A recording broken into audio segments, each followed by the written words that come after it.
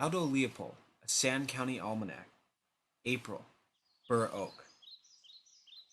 When school children vote on a state bird, flower, or tree, they are not making a decision, they are merely ratifying history.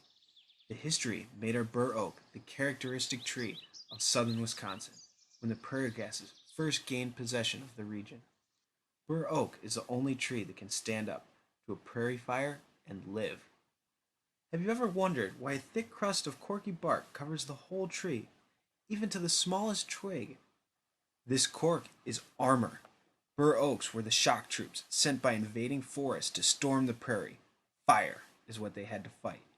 Each April, before the new grasses had covered the prairie with unburnable greenery, fires ran at will over the land, spraying only such old oaks as to have grown bark too thick to scorch. Much of these groves of scattered veterans, known to the pioneers as oak openings, consisted of bur oaks. Engineers did not discover the insulation, they copied it from these old soldiers of the Prairie War.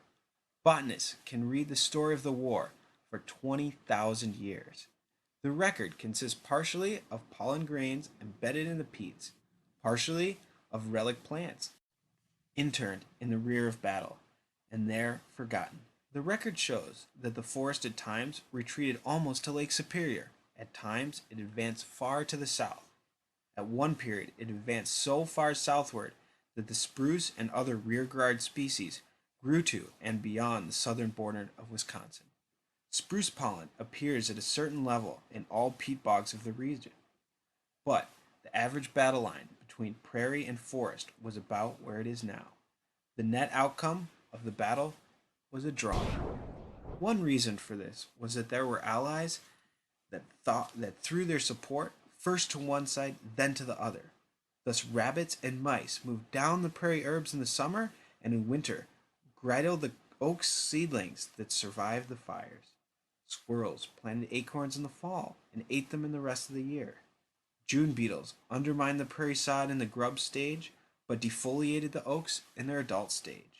But for this, the geeing of howling allies, and hence of victory, we should not have today that rich mosaic of prairie and forest soils which look so decorative on a map.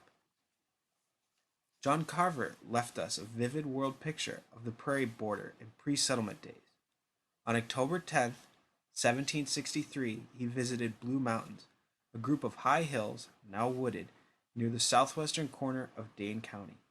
He says, I ascended one to the highest of thee, and had an extensive view of the country. For many miles nothing was to be seen but lesser mountains, which appeared at a distance like haycocks, they being free from trees. Only a few groves of hickory and stunned oaks covered some of the valleys. In the 1940s, a new animal, the settler, intervened in the prairie battle. He didn't mean to, he just plowed enough fields to deprive the prairie of its immortal ally, fire. Seedling oaks forthwith romped over the grasslands in legions, and what had been prairie region became a region of woodlot farms. If you doubt this story, go count the ring on any set of stumps on any ridge woodlot in southwest Wisconsin.